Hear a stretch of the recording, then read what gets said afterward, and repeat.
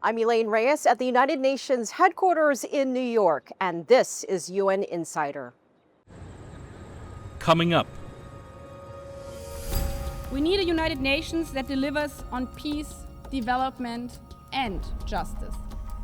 The UN General Assembly chooses new leadership for its upcoming 80th session. UN officials call for an investigation into multiple shootings at aid distribution sites inside Gaza. You look at the seas, you look at the forests, you look at cities around us, and you see plastics all around us. Taking on one of the world's biggest environmental challenges, a conversation on curbing plastic pollution. Next.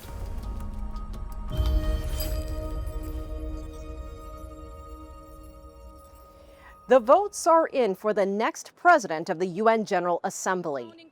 Germany's Annalena Baerbock will lead the body beginning in September. She will be the fifth woman to serve as General Assembly president.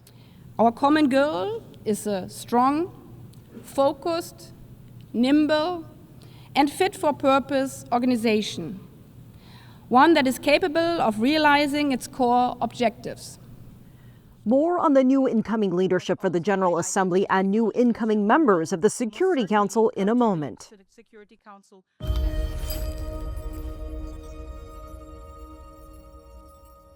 The United States has been clear. We would not support any measure that fails to condemn Hamas and does not call for Hamas to disarm and leave Gaza. A veto from the United States doomed a Security Council resolution calling for an immediate, permanent ceasefire between Israel and Hamas, release of all hostages, and lifting restrictions on aid for Gaza. Another resolution is expected to come before the General Assembly next week. The UN has repeatedly expressed frustrations with aid distribution since Israel lifted its months-long blockade and instituted a new process. The organization is also calling for independent investigations into multiple shootings of civilians near aid stations. There have been repeated incidents of civilian casualties near distribution sites, and this mechanism has even become a death trap. The brutal facts have clearly shown that military means are not the solution. Enough of civilian suffering. Enough of food being used as a weapon. Enough is enough is enough. Shidija is monitoring developments inside the UN and has more on our top story. Dija. Yes, Elaine. A lot has happened this week, so let's dive right in. First up, the US veto at the Security Council. No surprises here. This ill-fated draft resolution on Gaza was not adopted. Now, the US will have to explain its veto in front of the General Assembly. But before that, Palestinian Ambassador Riyad Mansour urged countries to take matters into their own hands. We need to move forward in the direction of mobilizing everyone to act in their national capacity. We're not. You don't expect the US If you send weapons to Israel, stop sending weapons to kill Palestinian children. If you did not recognize the state of Palestine, recognize the state of Palestine. You can feel his disappointment in the Security Council, especially with the country that cast the veto. While on the other side, Israel kept its position firm on Hamas. Lay down your weapons or there will be no ceasefire. Ask yourself why we got the hostages back so far. Because of the military pressure. So if Hamas would release the hostages, lay their weapons down, then we can speak about a ceasefire. If they will not do it, we will force them. The hostages will come back home, either through negotiations or through military power. So what did the Secretary General say about this vote? Do you feel disappointed about yesterday's result? Of course, as I said, we are always disappointed when ceasefire does not materialize, releases are not hostages, and humanitarian aid is not distributed or is distributed in a way that puts at risk the life of so many Palestinians. Also this week, the UN made it clear Israel is obstructing its humanitarian operations in Gaza, while at the same time supporting the Gaza Humanitarian Fund. GHF delivered nearly 6 million meals in the past week. That's what they claimed. Why there's such a difference between the UN operation and the GHF? Listen, first of all, whether or not the numbers they're sharing are correct or not, it's not for me to say. And again, as I've said, I think having more journalists in Gaza to report firsthand would be best. But let's be clear, the Israeli authorities are facilitating one distribution channel and hampering another. Now, some other headlines. This week, the General Assembly elected the president for its upcoming 80th session. Germany's former foreign minister, Annalena Baerbock. But here's where it gets interesting. The election was actually put to a secret ballot, something that rarely happens. Sources told us it was Russia that requested the vote. And surprisingly, Baerbock's challenger Schmid still received 7 votes. Clearly, Baerbock didn't have Russian support. What's your plan for the General Assembly to shoulder its responsibility and make a difference? We know from the last 80 years that sustainable peace is depending on sustainable development for countries. So this is how I see also the role for the General Assembly, and this is why it was important for me to underline the importance of the SDGs in the upcoming year, as it was also highlighted in the Pact for the Future. Also this week, the General Assembly elected 5 new non-permanent members to the Security Council for next year. The Democratic Republic of Congo, Bahrain, Liberia, Colombia, and Latvia. Here's what some of the foreign ministers had to say after the vote. Are you ready to work with all other permanent members of the Security Council, especially Russia? Listen, we work for concrete outcomes. We want to bring peace and security to Ukraine. We want to bring peace and security to other regions. We will do what is necessary to achieve that. Put more focus on the issue in the eastern border of DRC in the Security Council agenda while you're the member of the Security Council. We will most certainly come to the Security Council bearing the experience of a country that knows what it is like to have decades of conflict, that has a thorough understanding of the challenges of peacekeeping operations and protection of civilians issues, as well as the convergence between conflict, natural resources, and environmental changes. Two-state solution of Palestine will be on your agenda in the Security Council. Our diplomatic and political efforts are to increase the number of countries recognizing the state of Palestine. And finally, let's end on a lighter note. The annual UN Bazaar hosted by the United Nations Delegation Spouse Club was held this week. It's a global feast. You can try foods from all over the world, and all proceeds go to humanitarian causes. We hope to raise more funds so that we'll be able to give everyone in the selected countries, everybody will be able to benefit.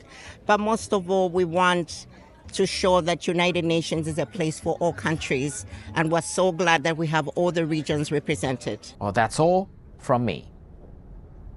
Back to you, Elaine. Shidajah, thanks.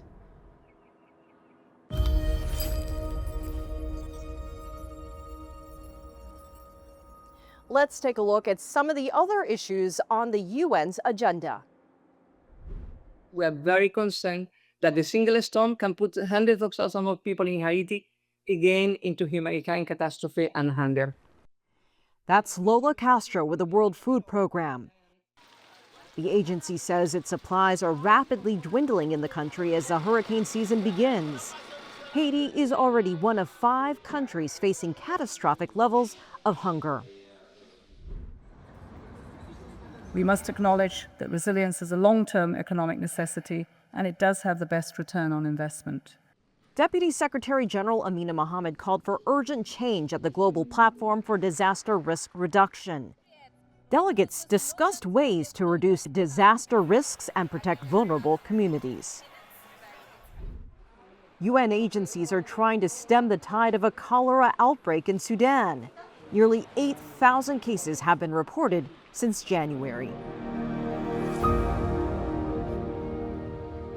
Coming up, We have 11 million tons of plastic leaking into the marine ecosystems every year.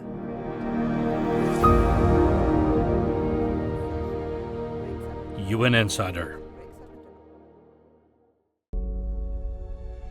Facing the unknown is always difficult.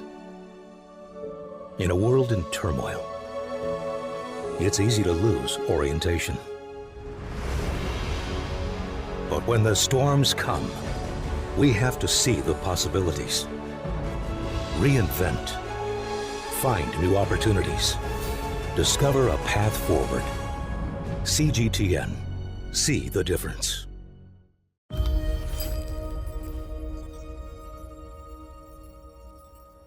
Plastic pollution is costing the world between $300 and $600 billion annually. It poses serious environmental problems and is also impacting human health. I sat down with Lija Noronha, Assistant Secretary General and head of the UNEP's New York office. Tell us about World Environment Day 2025 and the theme for this year. World Environment Day is one that has grown with UNEP.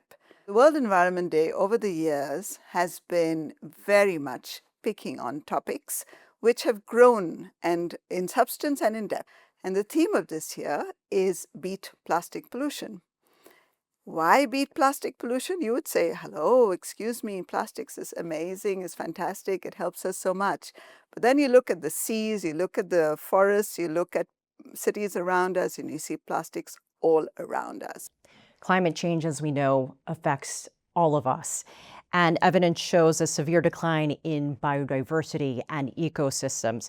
One of UNEP's roles is to raise awareness and promote action on environmental issues. What more needs to be done? And do you think the world is listening?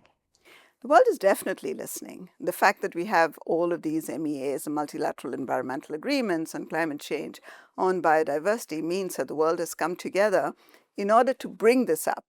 And that is exactly also what's happening on plastics. At the moment, we are working in World Environment Day on plastics because we need to have a plastics agreement. And in August, we're actually going to be negotiating again on the plastics agreement. It's really important that we come up with a resolution for this, because if not, we're going to have more and more of this environmental problem that we're talking about. We need to really scale up actions.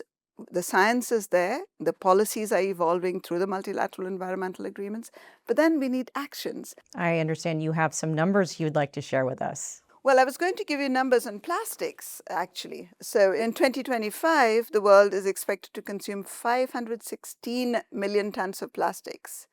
Okay? By 2060, this will go up to 1.2 billion tons in a business as usual situation. And you have plastic pollution everywhere. But what's really upsetting and worrying is that we have 11 million tons of plastic leaking into the marine ecosystems every year. Do you realize what happens then? It goes into the water, it goes into the fish, it breaks up into nanoplastics, it breaks up into microplastics, and then we ingest it. And so the problem is very, very serious. And they're interconnected problems because through plastics, you also have increased carbon emissions. Through plastics affecting biodiversity, you also have increased biodiversity loss. So all of these different problems are completely interconnected. You know, later this year, we'll see the annual biodiversity conference. There's the annual COP conference. COP30 will be in Brazil and will really make Indigenous peoples become a part of all of this. What do you hope to see during these sessions? What do you hope comes out of it? There's so many solutions in the world that we do not know about. There are so many practices that we have not sufficiently introduced in the way we are addressing the problems that we have today. So in the developing world, amongst Indigenous peoples and in various different communities, you have ways of living, ways of being, and ways of addressing a problem which we can learn from. And therefore, COP30 involving indigenous peoples is a fantastic opportunity to give them not just engagement in a kind of, they are engaged tick, but really getting them engaged to be able to help us define new solutions and address issues that we are not aware of and we have not engaged sufficiently. UNEP does a lot of this work, but you need it at a much more global level to get these potential solutions and ways of living. More than anything else, it's ways of living that we need to pick up from in order to bring in sustainability into our thinking. And what about the balance between governments, especially in developing countries, and corporations, and the balance they need to find in protecting the environment, forests, but also making sure that they can develop in a sustainable way? We need to have responsible citizenship. So we need to have a real good compact between the governments and the corporations and people. So whether you go into a mining area, whether you go into a forest area, or whether you go into any kind of activity which involves those different stakeholder groups, you need a conversation that's going to take into account not just the interests of all these groups, but also the interests of the environment, which doesn't have a voice. And so to be able to really connect the dots and to be able to come up with a solution that works for all, you need to have really good conversations. It cannot be just somebody going in and pushing forward their idea without also understanding who it impacts, why it impacts, who is benefiting, who is losing from all of this. So we know that UNEP is actively involved in promoting innovative financial mechanisms, green bonds, debt for climate nature swaps. And we know that Paris recently hosted this event, Europe's Finance Forum 2025. So how can these different instruments help the environment, this public-private partnership? So UNEP has a finance initiative, as you mentioned, and this finance initiative is very much into changing mindsets, but also redirecting finance towards environmental solutions. And so the Europe Finance meeting that you mentioned is one of the many meetings that UNEP-FI organizes in order to bring together the various constituencies that need to understand that finance is one of the key ways of motivating, linking action with the ability to actualize that action. And so in these green bonds, in the debt for nature swaps, and many of the others, you see an opportunity to bring in money, but also bring in a way of ensuring that that money can be used for purposes of environmental solutions. Is there one message or something that you would just want the average person watching this to know or learn, something they maybe didn't know before? What I would say is come together, work towards changing the way we produce and consume. The voice of ordinary people is incredibly important for improving the way we produce anything that we want and the way we consume. At the end of the day, the production is for the consumer, and the consumption can also determine the production, so they go together. So the more we can get, especially young people, to align, to come together, to change the way we look at consumption and align it with sustainability, the better we will be as the One Earth that we are talking about. Assistant Secretary General Narona, thank you for joining us. Very welcome. Thank you for having me. Coming up. Plastic pollution, toxic sunscreens, climate change, everything is destroying our oceans.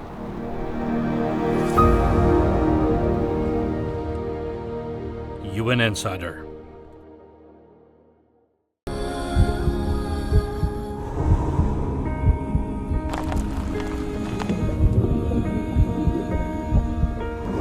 No war, no one again began holding guns. Words protesters.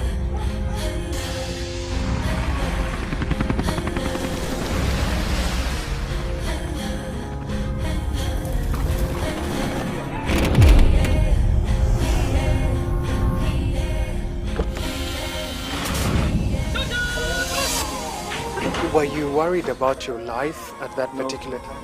Not at all. Excellency, thank you very much for your time. What is your assessment of the state of the continent today? Africa has the potential to power itself. Excuse me.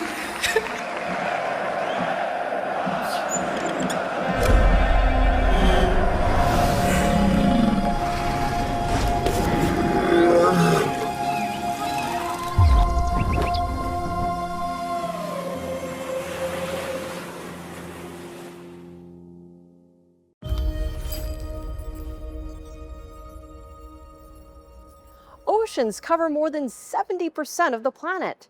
They produce at least half of Earth's oxygen and host most of the planet's biodiversity. Oceans also absorb about 30% of the carbon dioxide produced by humans.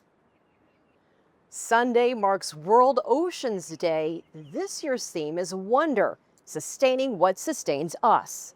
More than 1 billion people depend on oceans for food, but many ocean ecosystems are in distress with dwindling fish populations and diminishing coral reefs. One woman is using her platform to call attention to both the beauty of the underwater world and the need to restore it.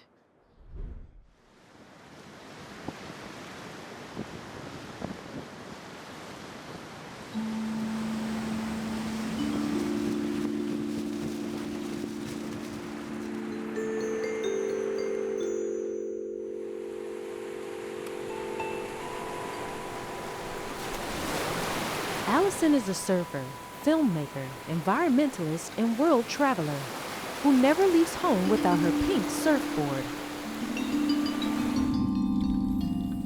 Through her never-ending adventures, she hopes to bring awareness and change to the issue of global pollution and sustainability.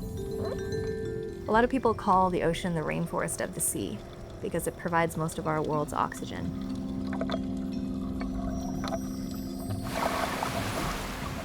Growing up in these remote jungles and with these tribes, I lived off the earth. You know, it's like you don't survive if the potato crop doesn't do well, and you also don't survive if you aren't kind to people and you're kept, you know, everybody has their role in society. And traveling across some of the most pristine beaches and growing up in the ocean and surfing and loving the fish and the wildlife.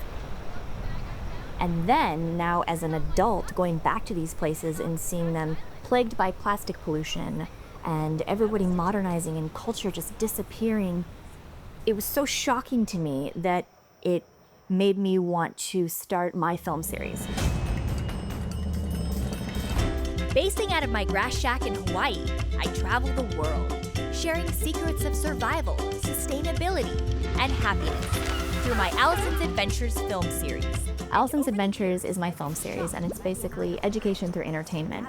So I go to many of the cultures that I grew up in, and I connect with a person in each place to share their stories and to share what's going on with our world in a way to protect this beautiful planet. Because as far as I know, there's only one Earth and no planet B, no plan B. A big cause that I've had has been preventing single-use plastic pollution. My quest? Find a way to repurpose all of that plastic. Current research shows that about 60% of our oxygen comes from the ocean. And plastic pollution, toxic sunscreens, climate change, everything is destroying our oceans. In Hawaii alone, since 2011, we've lost almost half of our coral reefs.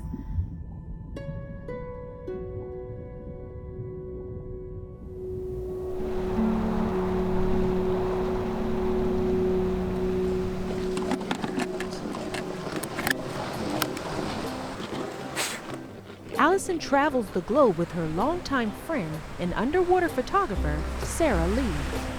As a child, I spent my whole life swimming and in a pool and in the ocean. And that's really how I got into water photography, because I just loved being in the ocean more than anything else.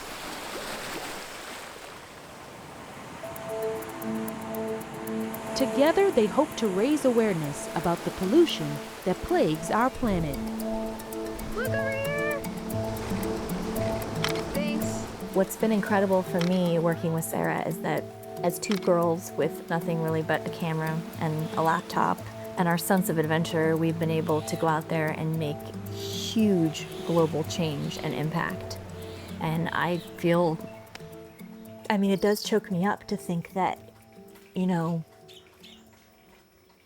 what one person or two people can do to really make change. And so I hope that I can be a voice of inspiration to other people, women, anyone, to go out there and, grab a camera, grab a pad of paper, use Facebook, use Instagram, use anything as a way to make good change in this world. Because we did it, and it's not that difficult. You just have to have passion and want to share those stories.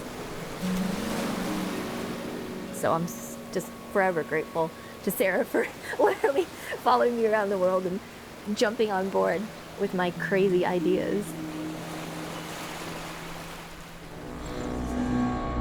I hope this is a good reality check of what's happening in the world, and it's not just a Mexican issue. It's an issue as a planet. The coolest project I worked with her on and I just did photography for was she did this TV show where she survived naked on an island for 30 days and noticed all the plastic there, which actually kind of helped her survive, but it was also devastating to her to see all this plastic covered on this pristine island. So she made it her mission to go back and create a story about how plastic was destroying the Maldives. The goal is, how do you inspire people to reduce their single-use plastic, and how do you photograph this story to kind of inspire people towards that? So that was something I really wanted to get behind because it was a really devastating thing to see. But also it was a fun challenge. Photograph it beautifully, but in a way that would also bring awareness to that issue.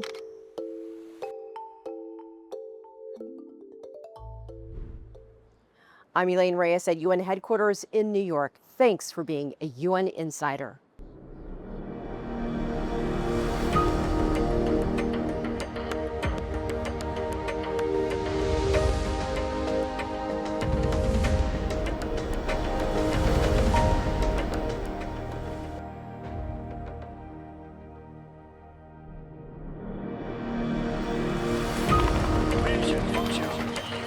I'm Elaine Reyes at the United Nations headquarters in New York, and this is a special edition of UN Insider.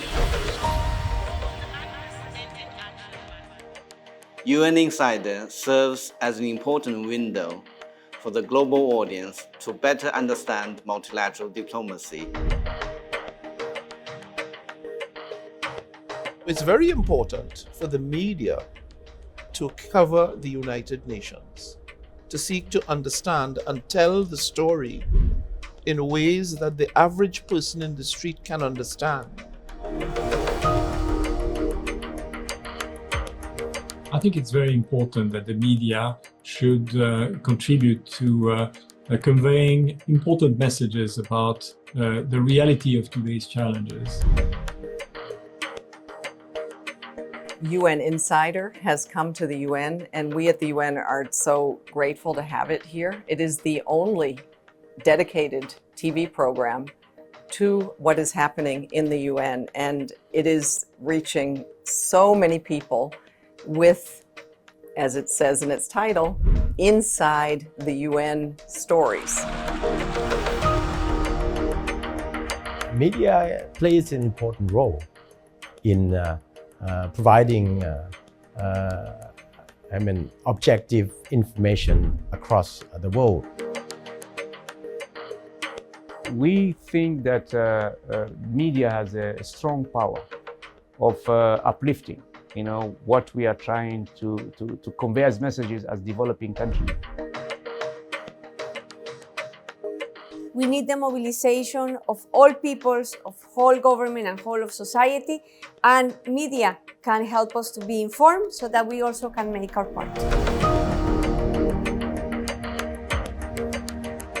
I think the media is fundamental to enable citizens across the world, first of all, to understand what is the rationale of having the United Nations. It's not that there is one place on planet Earth that will tell the rest of the world what to do. It is a much more complex story.